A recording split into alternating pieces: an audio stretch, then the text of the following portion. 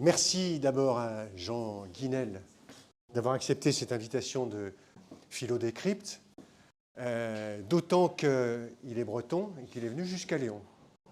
Mais j'avoue que c'est un peu difficile de vous le présenter, car il y a un mystère dans votre parcours, Jean Guinel, normal pour un spécialiste des affaires militaires et surtout des services secrets.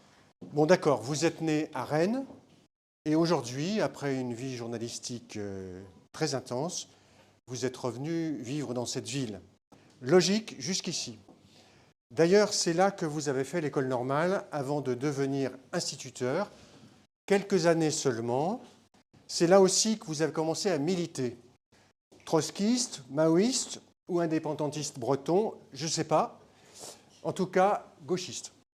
D'ailleurs, vous avez fait partie des fondateurs du quotidien Libération avec Serge July et Jean-Paul Sartre, un intellectuel aujourd'hui détrôné par Hanouna, mais qui à l'époque soulevait l'enthousiasme de la jeunesse en proclamant que tout anticommuniste est un chien. Je précise que le goulag affichait à l'heure complet.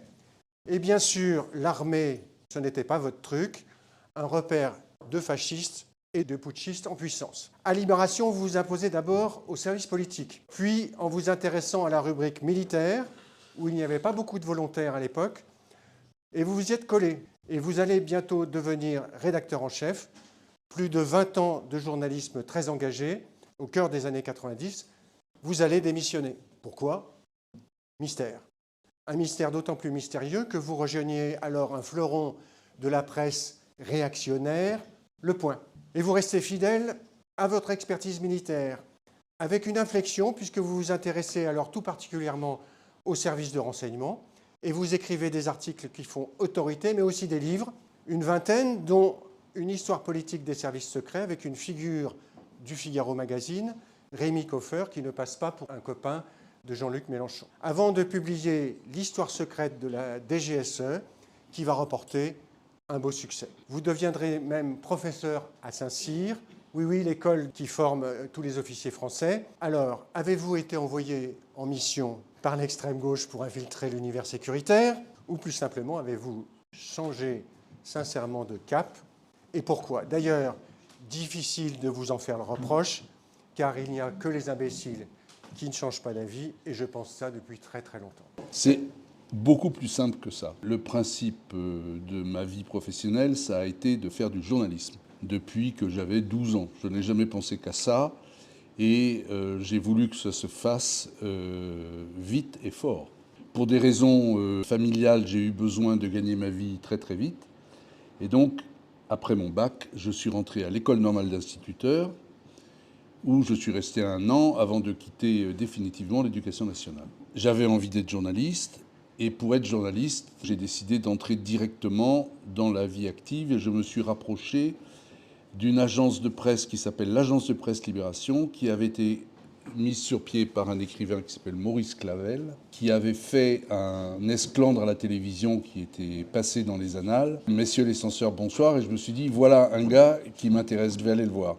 Ce que j'ai fait, et je lui ai dit, est-ce que je peux venir travailler avec vous? Il m'a dit, mais bien sûr. Et donc j'ai commencé comme ça à être journaliste, et absolument pas militant, ni maoïste, ni trotskiste, ni indépendantiste breton. Alors, arrivé à Libération, j'ai d'abord j'ai fait mes armes pendant 12 ans dans l'ouest de la France, à traiter absolument tous les sujets, sans exception. Et puis à la fin, j'en ai eu un peu marre, et je suis rentré au service politique du journal, non sans avoir entre-temps été le premier journaliste à Libération à être appelé à faire son service militaire, chose que j'ai faite en 1974, dans un régiment d'artillerie à Trèves, en Allemagne. Donc, quand je suis arrivé au service politique en 1984, on était 350 à Libération, il y en avait un qui avait fait le service militaire. Donc, Serge July m'a dit « J'ai pensé à toi pour traiter l'information militaire parce que elle a été traitée jusqu'à présent sous l'angle gauchiste et il voulait un traitement professionnel et rigoureux comme il avait voulu le faire pour l'économie, pour la politique, pour les affaires étrangères. Il m'a confié le travail de le faire pour l'armée. Et en même temps, donc, il m'a confié le suivi des services de renseignement. À partir de ce moment-là, j'ai toujours fait mon travail de journaliste au quotidien Libération, puis après au Point, en faisant des livres à côté en même temps. Et le journal Libération a vécu une histoire extrêmement tumultueuse. Et en 1995, une nouvelle formule a été lancée qui s'est révélée absolument catastrophique. Et le journal a été vendu alors qu'il était indépendant jusque-là. Et j'ai été sollicité par Le Point qui avait besoin d'un chroniqueur militaire tout-terrain. Et donc je suis arrivé au Point en 1996 et j'ai travaillé pour Le Point jusqu'à la fin de 2024. Alors qu'est-ce qui vous attirait dans cet univers militaire? La fermeture. C'est-à-dire que moi, le journalisme, vous me confiez l'agriculture, la santé, le sport, peu importe, moi j'ai envie de savoir ce qu'il y a derrière la porte, c'est tout. Donc j'ai fait partie de ces gens qui font du journalisme d'enquête, parce que l'enquête c'est ce qu'il y a de plus basique dans le métier de journaliste, avec les règles de base. Vérification, recoupement. Je vais vous demander d'abord que vous nous dressiez un panorama assez simple des services de renseignement en France. Il faut bien comprendre un truc de base d'abord. Les services de renseignement partout dans le monde ont une organisation à peu près similaire. D'une part, vous avez le service de renseignement intérieur, le service de protection du territoire. Donc en France, c'est pour l'essentiel la Direction générale de la sécurité intérieure, la DGSI. Ses particularités, elle dépend du ministère de l'Intérieur, elle agit sur le territoire national et surtout, elle agit sur instruction de la justice. La deuxième catégorie, qui existe aussi dans le monde entier, c'est le renseignement militaire. Il a pour fonction de procurer aux forces armées et à leurs chefs l'état des forces armées étrangères, ce qu'on appelle l'ordre de bataille. Quelle est la force et la faiblesse de l'armée russe, de l'armée chinoise, de l'armée allemande, de l'armée algérienne? Ça, c'est le renseignement militaire. Il a pour ça des outils adaptés, qui sont notamment des outils d'interception technique, les grandes oreilles, et les outils spatiaux d'observation de la Terre. Troisième catégorie, vous avez un service de renseignement et d'action extérieure, celui dont j'ai fait ma spécialité, qui s'appelle la Direction générale de la sécurité extérieure. Bon, DGSE, c'est votre spécialité, les renseignements extérieurs. C'est un service qui, vous le dites d'ailleurs dans votre livre, qui s'est développé au cours des dernières années. Alors, est-ce que vous pouvez nous dresser les effectifs, les budgets et les missions? Alors, les effectifs de la DGSE ont considérablement augmenté depuis la présidence de Nicolas Sarkozy, donc depuis 2008, et ils sont aujourd'hui arrivés à 7000 personnes. Budget 1 milliard d'euros sur le budget du ministère de la Défense. Les particularités de la DGSE, c'est un service secret. Leurs caractéristiques, ils agissent clandestinement. Ils n'agissent pas sur le territoire national. Ils ne respectent pas la loi des pays dans lesquels ils interviennent. D'ailleurs, vous dites dans votre livre, ils se font souvent traiter de voleurs, de menteurs et de manipulateurs. Alors, c'est pas exactement ça. C'est pas qu'ils sont voleurs, menteurs et manipulateurs, c'est que ces outils-là, tout le ressort de la délinquance est à leur disposition parce qu'ils n'ont aucune limite, même le meurtre. Ils n'ont pas de limite dès lors qu'ils agissent dans l'intérêt de la France et dès lors qu'ils ont le pouvoir de le faire qui leur est donné par le chef des armées. Il faut comprendre ce que ça représente, c'est-à-dire que vous avez des gens dont la mission est d'aller rencontrer quelqu'un, de lui mentir, de cacher ses intentions et de lui extorquer ce qu'on veut savoir, alors que ce n'est pas du tout des bandits, ils agissent dans l'esprit des lois de leur pays, pour le bien de la France. Mais avec des méthodes qui ne sont pas ordinaires. Avec des méthodes que la morale réprouve. C'est même leur spécificité. Toute la contradiction est là-dedans, c'est-à-dire qu'il faut à la fois agir pour le bien de l'État, pour la raison d'État, sans état d'âme, aux ordres du président de la République. Donc c'est ce qu'il faut bien comprendre dans l'organisation française. Il n'y a pas d'autre donneur d'ordre. En principe, n'importe quelle opération en France est avalisée par le chef de l'État. Grosse opération, parce que j'imagine qu'il n'est pas au courant de tout ce qui se passe. Pas loin quand même. La DGSE, à l'extérieur de la France, agit sans aucun contrôle judiciaire. Ils n'ont aucune limite dans le mode d'action. Quels sont les principaux objectifs qui sont fixés à la DGSE? Renseigner le chef de l'État et agir dans le sens des instructions qu'il donne. Évidemment, tout ce que je vous dis là, agir dans le sens de l'intérêt de l'État aux ordres du président de la République, en n'ayant pas de contraintes morales, légales. La loi le prévoit. La loi le prévoit en 7 lettres. Entrave, E-N-T-R-A-V-E. Donc c'est écrit dans la loi que la DGSE a une capacité d'entrave. C'est ces 7 lettres-là qui autorisent la DGSE à faire ce qu'elle fait. Entrave à quoi? Entrave à tout. Entrave à tout ce qui peut nuire aux intérêts de la France. C'est la loi sur le renseignement de 2015. Donc c'est une autorisation de tuer? C'est une autorisation d'entraver les actions qui nuiraient aux intérêts de la France. Y compris en commettant des meurtres? C'est vous qui le dites. Vous le dites aussi. Moi je le dis parce que je suis journaliste, mais l'État ne le dit pas. Il y en a un qui l'a dit quand même, un président de la République. Oui, alors il a perdu une bonne occasion de se taire, parce qu'il a dit une sacrée connerie. Alors, on parle de François Hollande. François Hollande reçoit des journalistes du Monde, ne sait pas qu'il est enregistré. Le téléphone des journalistes est posé sur la table en mode enregistreur, et il enregistre à son insu. Enfin, il n'est pas naïf quand même. Bah si, Mais il aime bien les journalistes, un peu trop d'ailleurs. un peu trop. Et il a dit, j'ai décidé 4 opérations homo. Ce qui veut dire, j'ai fait exécuter 4 personnes. C'est un écart de langage. Une opération homo, c'est une opération discrète, qui surtout est non attribuable et non revendicable. C'est le principe de base. Non attribuable, on ne peut pas dire que c'est la France qui a commis cette action, et la France ne le revendique pas. C'est le principe de base. Qu'un chef de l'État dise « j'ai fait assassiner 4 personnes », il revendique et il s'attribue ça. C'est 2 erreurs politiques. Mais vous êtes sûr qu'il n'a pas voulu faire le malin? Il a parlé sans se méfier. Et ensuite, dans une déclaration qu'il a faite quelques semaines après, il a expliqué beaucoup plus précisément et beaucoup plus correctement le type d'opération qu'il a décidé. Aujourd'hui, on ne peut plus faire des opérations vraiment secrètes de ce type. Tout est filmé, et vous vous souvenez de cette opération du Mossad à Dubaï qui a assassiné un dirigeant palestinien il y a quelques années. Bon, la France, elle a toujours cette capacité qu'elle entretient, mais elle ne la pratique plus à ma connaissance. Alors prenez-nous un exemple quand même qu'on puisse savoir quel genre d'opération a été menée par la DGSE. En 2013, la DGSE a raté l'opération de libération d'un de ses agents qui s'appelle Denis Alex, qui était emprisonné par des terroristes Chebab. En Somalie.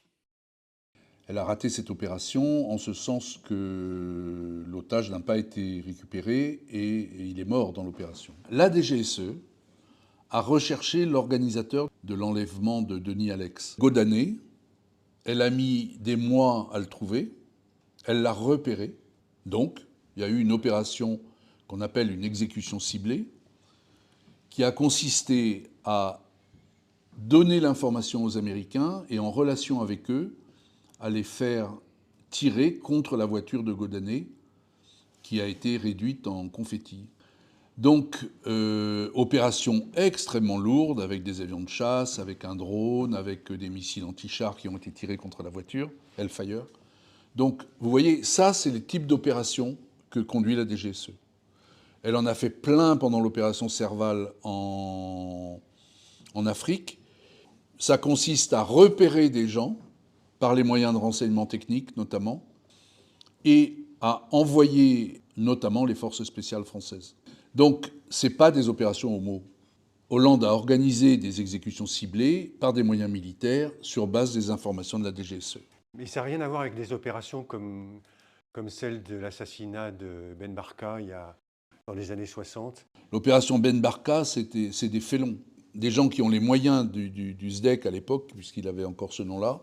Donc vous voulez dire des agents du SDES? Oui, des agents du SDEC qui, en relation non autorisée avec les services de renseignement marocains, ont organisé l'enlèvement d'un opposant marocain qui s'appelle Mehdi Ben Barka pour le remettre au service marocain.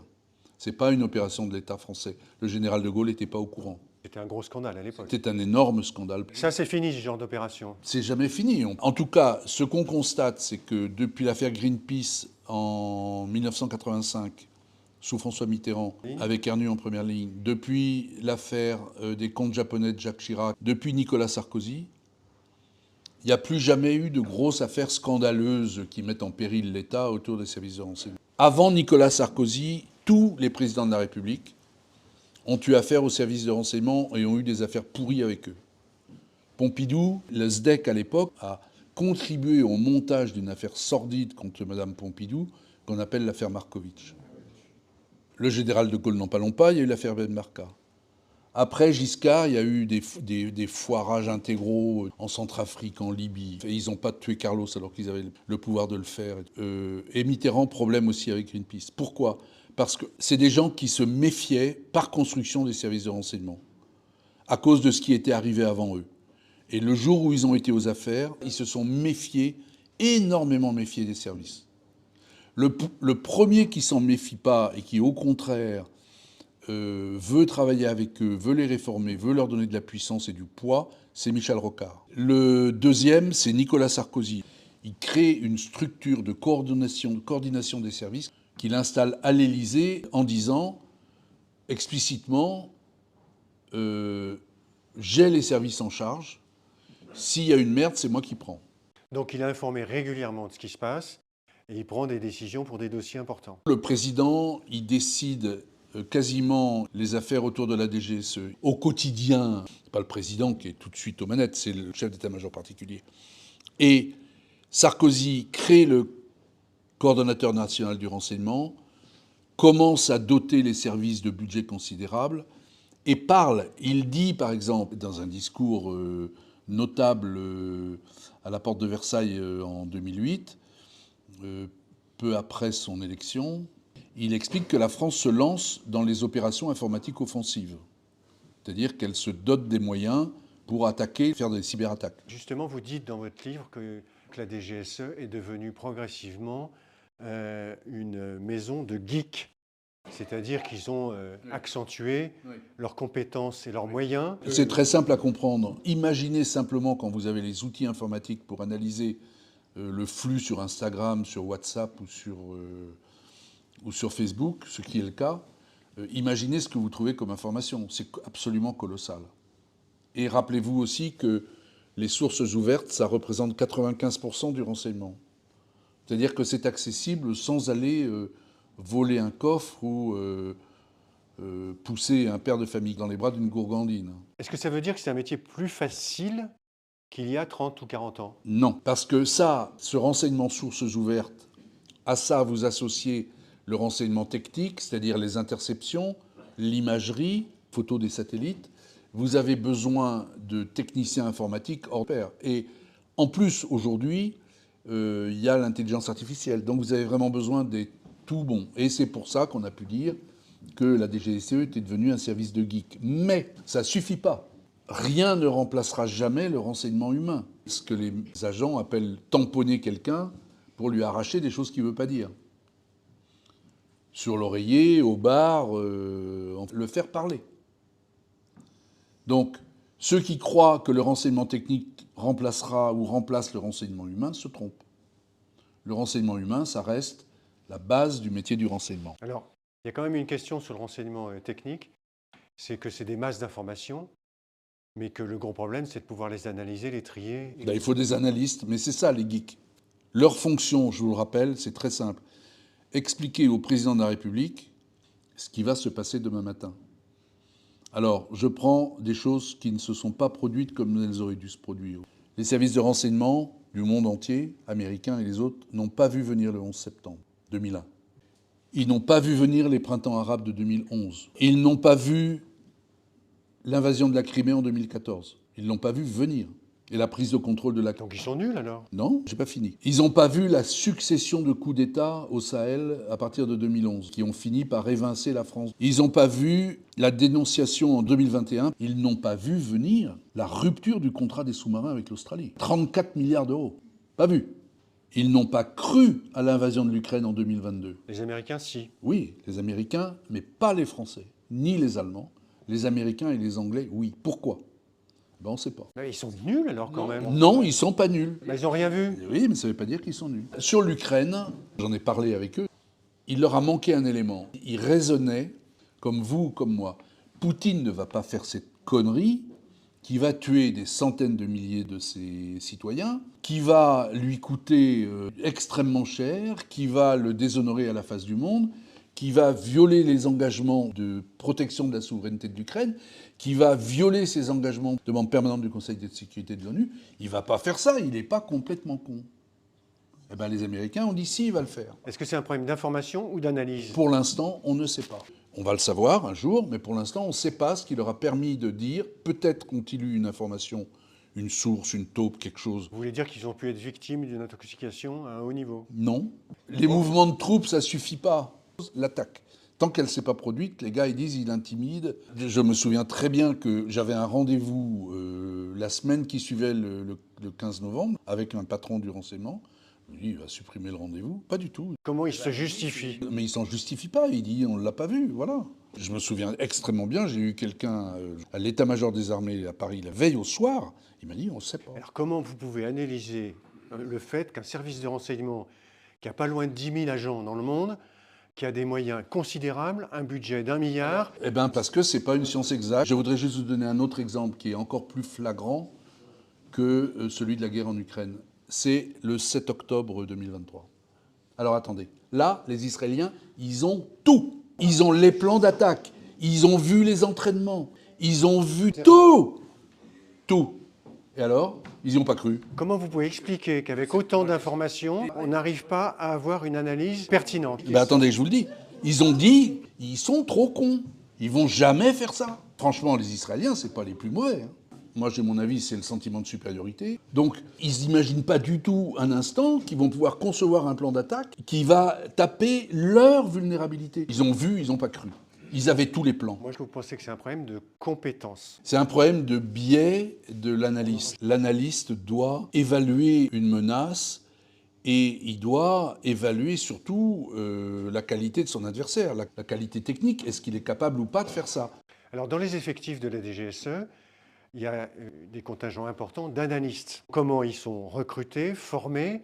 Parce que c'est quand même eux qui sont la clé de la pertinence des pronostics de la DGSE. J'ai demandé il y a quelques années à en rencontrer. C'était au moment de l'Afghanistan. La France était encore en Afghanistan, donc c'était avant 2012. J'avais entendu dire que le directeur de la DGSE de l'époque, qui s'appelle Pierre Brochand, s'opposait fortement dans les réunions interministérielles, s'opposait fortement à la présence de la France en Afghanistan. Il le disait de manière très convaincante. Donc j'ai demandé à le voir et je lui ai demandé est-ce que vous voulez bien me raconter? Il m'a dit ben non, pas à vous. Et je me suis dit, il ne se fait pas un avis tout seul, évidemment. Il y a donc des analystes qui lui disent tout ça. Donc j'ai demandé à voir des analystes qui informaient le directeur. De manière assez étonnante, on m'a autorisé à en rencontrer. Et de manière encore plus étonnante, on m'a autorisé à les rencontrer dans leur bureau au service. Alors, je ne vous dis pas, c'était folklore. Donc je suis tombé dans un bureau où il y avait 3 mecs barbus, limite déguisés en talibans. Alors moi, il se trouve que j'étais allé en Afghanistan passé quelques semaines peu auparavant. Donc, je raconte ça. Et en fait, les gars, c'était des agents connaissant l'Afghanistan, mais c'était inimaginable. Ils connaissaient absolument tout. Des gars qui étaient allés sur le terrain. Et surtout, ce que j'ai découvert, c'est qu'en fait, ils étaient intégrés à la communauté universitaire qui travaillait sur l'Afghanistan. Donc des gens compétents. Ah ben, plus que compétents. C'était sans doute difficile de trouver en France des gens connaissant mieux la situation que eux. C'est-à-dire qu'ils connaissaient tout. Et en fait, vous aviez autour de ce dossier une communauté, je ne sais pas, 15 ou 20 personnes qui réfléchissaient ensemble et qui définissaient une position qui a été reprise par le directeur du service et qui a été présentée au gouvernement. Ces gens-là, c'est quoi leur origine ici? Les analystes, les meilleurs analystes, on les appelle des attachés, dans des trucs spéciaux de Sciences Po, des cours spéciaux qui sont notamment faits par des anciens cadres du service. Et ils sont formés à la curiosité généraliste. Et ensuite, ils passent un concours extrêmement difficile. Et ce sont des gens d'une agilité intellectuelle très très vive et d'une compétence indiscutable. Alors, comment vous expliquez ces plantages? Comment on explique les plantages? Qui aurait imaginé, avant la prise de fonction de Donald Trump, qu'il allait conduire une politique comme celle qu'il conduit actuellement? Non seulement on ne l'a pas cru, mais on n'a pas cru qu'il irait aussi fort, aussi vite, aussi loin. Donc vous pensez que c'est logique, tous ces échecs? C'est pas logique, c'est l'intelligence humaine. Qui aurait imaginé qu'il y ait des attaques coordonnées contre les prisons avec des gens qui vont brûler les voitures des gardiens dans les écoles. Oui, mais c'est quand même leur job de prévoir ça. Ben non seulement c'est leur job de le prévoir, mais en plus c'est le job de les trouver. Alors ils n'ont pas réussi le premier, ils n'ont pas réussi le deuxième. Mais ils servent à quelque chose, ces services secrets? À quoi ils servent? Ils servent à ce que ce soit beaucoup moins pire, ils servent à ce que quand même de nombreux attentats soient évités, ils servent à ce que le président de la République soit bien informé, ils servent à donner aux autorités de l'État des informations, mais il faut aussi concevoir qu'ils donnent des informations qui ne sont pas crues. Alors c'est peut-être un problème aussi, ça. Le problème, c'est que le chef de l'État est quelqu'un qui est surinformé, donc il faut réussir à lui donner des informations extrêmement synthétiques et à la fois pertinentes et à la fois recoupées et à la fois validées. Donc le président Macron reçoit tous les jours une note d'information. C'est une note qui est longue ou... Non, en principe, l'objectif, c'est qu'elle tienne sur un recto de feuille 21-27. Et pareil pour le président des États-Unis. On sait qu'aux États-Unis, ça s'appelle le PDB, le President's Daily Brief. Et pareil, ça tient sur une feuille. Et on sait aussi que Macron est très intéressé par la production des services, mais on sait que Trump, il ne le lit pas. Il y a aussi un autre truc qui doit être bien intégré. Quand les services de renseignement informent le président, il faut qu'il soit capable, politiquement, de lui dire les choses qu'il n'a pas envie d'entendre. Et ça, c'est pas facile. Hein. Alors est-ce qu'il y a des priorités dans le travail de la DGSE qui lui sont fixées par l'exécutif? Et quelles sont ces priorités aujourd'hui? Notamment les priorités géographiques. Est-ce qu'il y a des pays qui sont particulièrement surveillés? Les objectifs des services de renseignement, c'est de défendre les intérêts fondamentaux de la nation. Et je vais vous donner les 7 grandes missions. La défense de l'indépendance nationale. Après, il y a la prolifération des armes de destruction massive. Nucléaire, radiologique, biologique, chimique, balistique. Criminalité et délinquance organisée. Intérêt majeur de la politique étrangère. Oui, mais c'est la Russie, les États-Unis, l'Algérie en ce moment. Prévention des atteintes à la forme républicaine des institutions. Ouais, toutes les radicalités, ouais, y compris écologistes. Prévention du terrorisme. Et la grande priorité, c'est ça. Et c'est comme ça que beaucoup d'attentats ont été évités. Alors, les priorités géographiques aujourd'hui? C'est Afrique, Moyen-Orient. Globalement. Vous dites parce que c'est là où on achète de l'énergie et là où on vend des armes. Oui, mais c'est pas seulement ça, c'est l'influence politique. Et puis naturellement, elle est obligée de regarder ce qui se passe en Chine, obligée de regarder ce qui se passe en Russie et de manière inattendue, obligée de regarder ce qui se passe aux États-Unis. Avec un élément qui me paraît tout à fait inquiétant, c'est que le renseignement extérieur français est pour une certaine part de son activité très intégré au renseignement américain. Alors, est-ce qu'il y a beaucoup de gens sur le terrain? Est-ce qu'ils sont dans les ambassades? Ou est-ce que c'est des clandestins? Est-ce que vous savez comment tout ça s'organise? Les clandestins, il y en a. Vous circulez au Moyen-Orient, vous voyez un taxi, ça peut être un agent de la DGSE. Vous allez dans les Balkans, vous voyez un antiquaire, ça peut être un agent de la DGSE. Vous avez des gens qui sont clandestins, c'est-à-dire qui n'ont aucun lien sur le terrain avec les autorités du pays, avec l'ambassade de France. Et vous avez aussi, dans les pays étrangers, vous avez à l'intérieur des ambassades, vous avez des agents de la DGSE qui sont reconnus comme tels et déclarés comme tels et qui sont en réalité les agents de liaison avec le service de renseignement local. Alors, les agents qu'il y a sur le terrain, par exemple, ils vont être dans une ONG. Vous allez avoir un médecin dans une ONG, une infirmière, un logisticien, c'est un gars du service. C'est même assez fréquent. Dans une compagnie aérienne, dans un restaurant UP. Après, vous avez les réservistes. C'est des gens qui sont payés par la DGSE, qui ont été formés, qui sont en relation constante avec le service, qui ont un métier, et puis ils exercent ce métier dans un cadre qui leur permet de travailler en même temps par la DGSE.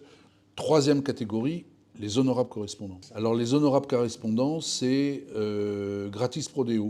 C'est-à-dire que c'est des gens qui sont en relation avec ce qu'on appelle des officiers traitants et vont leur donner des éléments, mais ils font ça pour la gloire, pour le pays, pour le drapeau. Donc tout ça, ça participe au renseignement humain. Et d'une façon générale, ces gens sont recrutés. Alors il y a l'argent, la politique. Alors, écoutez bien. 4 lettres. Les 4 principaux leviers du recrutement des gens qu'on va amener à travailler pour la France, généralement sans qu'ils le sachent. Mais aussi, ils peuvent le savoir. Ils sont payés, ils ne sont pas payés, ce n'est pas le sujet. Pourquoi est-ce qu'ils trahissent les secrets qu'ils devraient préserver? Alors, Les Américains, ils ont un terme en 4 lettres qui s'appelle mice, comme les souris. Monnaie, idéologie, compromise, ego. Monnaie, tout le monde comprend. Idéologie, tout le monde comprend. Compromise, ça c'est l'affaire de 2 gens. L'ambassadeur de France à Moscou du temps de De Gaulle, c'est l'affaire la plus connue. Une accorte russe tombe amoureuse de lui éperdument, l'amène chez lui et le mari rentre. Donc il est compromis et les Russes espèrent bien le faire travailler pour eux. Il est compagnon de la libération. Hein. Et quand il est rapatrié en France, De Gaulle le prend dans une cérémonie et lui dit cette formule qui est restée célèbre. Alors de gens, on couche. Et puis après, l'ego, c'est vous n'êtes pas reconnu à votre véritable valeur, travaillez pour nous. Voilà, mice. Il y a eu une étude qui a été faite aux États-Unis auprès de gens qui avaient trahi la Russie entre 1947 et 2001. Et on est allé leur demander pourquoi ils avaient trahi. Donc, les motivations financières d'abord, déception professionnelle, là on voit l'ego, les attaches étrangères, la flatterie, et enfin la recherche d'émotions fortes. Dans le milieu qui est assez proche du milieu des agents de renseignement, qui est le milieu des marchands d'armes et des intermédiaires. Ils m'ont toujours dit, tout le monde est corruptible, il suffit juste de trouver le bon levier. Tout est possible, il n'y a pas de limite. Vous soulignez que souvent, quand vous discutez avec des agents, certains disent que leur métier, c'est en fait un métier de journaliste. Et vous ironisez là-dessus un peu. Bah, je me fous de leur gueule, oui. Pourquoi? Quelle est la différence entre un métier de journaliste et un métier d'agent, puisqu'il récolte des informations? En principe, le journaliste ne viole pas, ne triche pas, ne casse pas les coffres-forts, ne ment pas. C'est un problème de méthode. Ben, c'est pas un problème de méthode, c'est un problème de loi. C'est-à-dire il y a des choses que les journalistes n'ont pas le droit de faire parce que les citoyens n'ont pas le droit de le faire. Donc ça, l'agent secret, il s'en fout, lui, complètement. C'est pas son sujet. Deuxième chose, le journaliste, il publie pour tout le monde. Puis il donne des informations à un homme. En France, il a un lecteur, Emmanuel Macron. Mais sur le fond, c'est un travail d'information, de récolte d'informations. Pour le reste, récolter l'information, avoir la curiosité, avoir de l'empathie, savoir convaincre les gens de vous parler. Vérifier. Ben, l'espion, il ne vérifie pas forcément. Parce que l'espion, lui, quand il écrit une note, il la qualifie. Il qualifie sa source avec une lettre.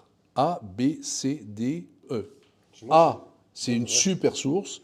B, c'est une source dans laquelle j'ai confiance, mais je ne peux pas garantir son efficience. E, c'est une planche pourrie. Et la colonne de droite, c'est 1, 2, 3, 4, 5. C'est l'évaluation que je donne à l'information. C'est-à-dire, c'est une information que j'estime valable, pas recoupée, nulle. Et quand vous lisez une note de la DGSE qui est écrite sur papier jaune, en haut de la note, vous avez l'évaluation. B3. Le A1, c'est le top du top. Alors une question à vous, journaliste, parce que moi j'ai eu une expérience avec Le Figaro, où j'étais envoyé sur la première guerre d'Irak. Quand j'arrive à Bagdad, il y a un mec de la DGSE qui vient me voir en me disant « Est-ce que vous acceptez, puisque vous allez rencontrer un tel, de faire un compte-rendu derrière ?» Est-ce que ça vous est arrivé, ce genre d'affaire? Non. Jamais? Non. Moi, Je vais vous dire, j'ai eu le même étonnement que vous. je n'ai pas accepté. Hein. Mais moi, ce n'est pas exactement la même question. Il y a beaucoup de journalistes qui pigent pour la DGSE quand Et même. oui, oui. Mais là, vous n'avez pas évoqué l'argent. Non, non, non. C'était gratuit, moi, ce qu'on me propose. C'est pour ça que j'ai refusé. Non, je déconne. Voilà, ça aurait été d'être honorable correspondant. Mais moi, je pense que mon métier ne permet pas de confondre les gens. Donc, je suis content de parler avec eux quand j'en vois.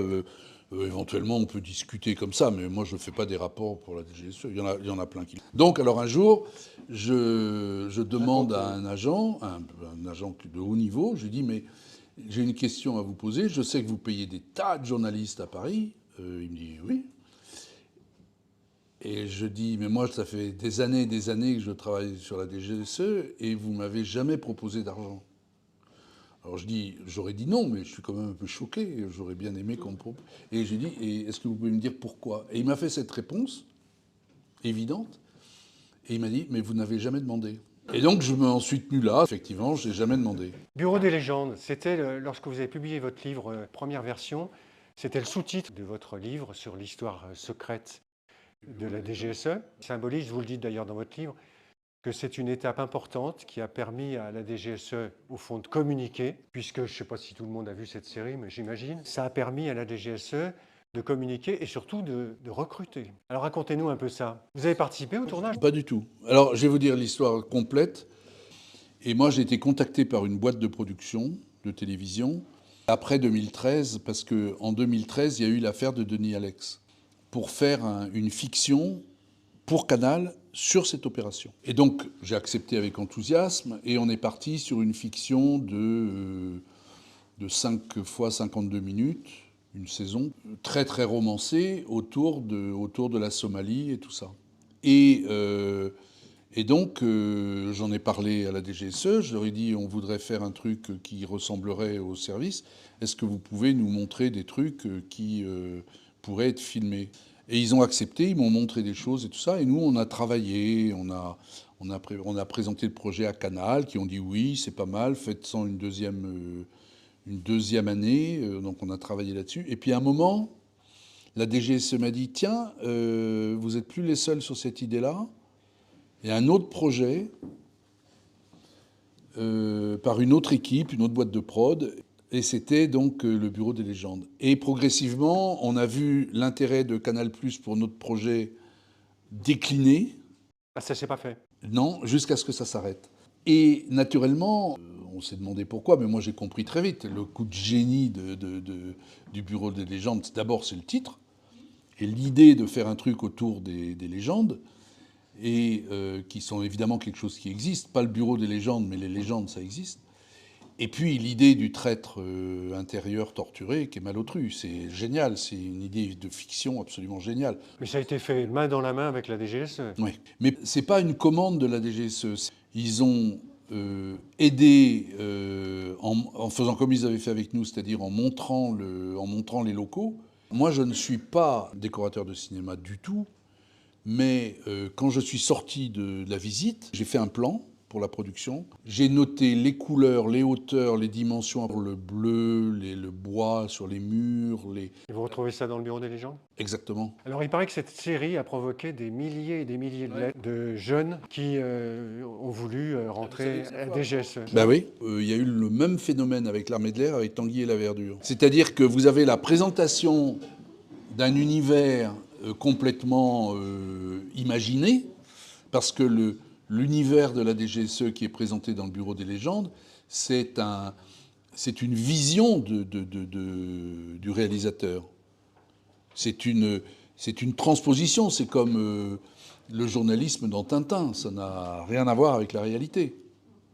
Les personnages sont aberrants, mais tout est honorable, il y a beaucoup de choses qui sont des petits détails qui sont réels, il y a beaucoup de situations qui ressemblent à des vraies situations, et il y a beaucoup de carabistouilles qui n'ont aucun sens, mais peu importe. Vous dites que la DGSE recrute 1 millier de personnes par an? Écoutez, c'est simple, c'est d'une boîte où les longues carrières sont assez rares. Ah, il y a un turnover important. C'est-à-dire les gens vont donner le meilleur de leur belle jeunesse à la France dans ce service, et puis après, ils vont, comme ils disent, essaimer, c'est-à-dire qu'ils vont aller porter la bonne parole dans des entreprises. Vous savez, c'est comme les joueurs de foot. Alors, dernière question. Quel est le palmarès des meilleurs services de renseignement dans le monde? On parle souvent des Américains, des Israéliens. L'opération des beepers d'Israël est exceptionnelle. Les Américains, ils perdent toute leur guerre quand même. Hein. Somalie, Afghanistan, Irak, ils se font jeter de partout. Ils sont peut-être pas si géniaux que ça quand même. Ils ont numérisé la biométrie de tous les habitants de l'Afghanistan. Où est-ce que ça les a menés? Il ne faut pas non plus idéaliser le fonctionnement du renseignement américain. Vous avez vu sur Arte, ils ont diffusé un film sur TikTok en disant que les services de renseignement israéliens avaient identifié les 37 000 soldats du Hamas grâce aux réseaux sociaux et à l'intelligence artificielle. C'est comme ça qu'ils menaient leur guerre. Vous pensez que c'est crédible, ça, ou pas? Bien sûr. Moi, je suis allé en reportage en Israël après la guerre de 2006 entre le Hezbollah et Israël. Les mecs m'ont dit là-bas qu'ils ont été très très près de se prendre une vraie dérouillée, les Israéliens. Notamment parce que le Hezbollah disposait évidemment sur le territoire libanais des relais GSM, le téléphone. Et tous les soldats israéliens avaient leur GSM avec eux. Donc ils avaient la cartographie exacte de l'ensemble des soldats israéliens au Liban. Et les Israéliens ont dit aux soldats, vous ne pouvez pas garder vos téléphones, on arrête. Donc les téléphones portables, voilà. Petite conclusion, comment on peut améliorer l'efficacité des services de renseignement? Vous parlez notamment de la possibilité d'une meilleure coopération européenne. Je parle des services de renseignement français. La coopération européenne, elle est déjà pas si mal. Elle existe vraiment, vraiment. Ah oui. Le service de renseignement militaire satellite, je vais vous donner juste une petite idée. Les Français et les Allemands avaient pensé à un moment faire des satellites communs. Ils ont finalement renoncé. Les Français ont fait les satellites optiques, une caméra dans l'espace qui filme tout ce qui se passe dessous. Pourquoi ? Parce que les Français, ils travaillent beaucoup sur le Moyen-Orient et sur l'Afrique où il y a tout le temps du soleil. Donc, photographie, ça marche très bien. Les Allemands, ils ont plutôt besoin de radars parce qu'ils travaillent plutôt sur l'Europe de l'Est avec une grosse couverture nuageuse. Donc, ils ont développé le satellite radar. Eh bien, dans un contrat conclu en 1989, Français et Allemands se servent réciproquement du satellite des autres. Ils coopèrent. Les Français et les Allemands partagent les images des satellites optiques français et ils partagent aussi les images radars des satellites allemands. Comment on peut améliorer l'efficacité des services de renseignement français? En considérant que c'est une part importante du service de l'État, que les meilleurs d'entre nous peuvent aller y travailler. Plus de moyens? Plus de moyens, il y a toujours besoin de moyens supplémentaires, mais c'est pas forcément ça qui manque le plus, quoi. Ce qui manque le plus, on ne dit pas la même chose aujourd'hui qu'avant 2015. Alors qu'est-ce qui manque le plus? Eh bien aujourd'hui, il manque pas grand-chose. Là, les gens y vont dans les services, les bons jeunes bien formés y vont, ils ont l'embarras du choix. Est-ce qu'il y a des opérations connues de la DGSE qui ont été des succès? En principe, pas beaucoup. Et c'est la loi du genre. La DGSE évite évidemment beaucoup de choses. Sur la lutte contre le terrorisme, elle a fait des trucs assez spectaculaires. Enfin, elle a fait du boulot. Simplement, ils ne le disent pas, mais ils le savent. C'est la loi du genre. John Kennedy l'avait dit très clairement en visitant la CIA après l'échec de la baie des Cochons en 62, où la CIA avait été vilipendée pour un échec tragique. Et il avait dit vos succès restent cachés et vos échecs sont claironnés à coups de trompe.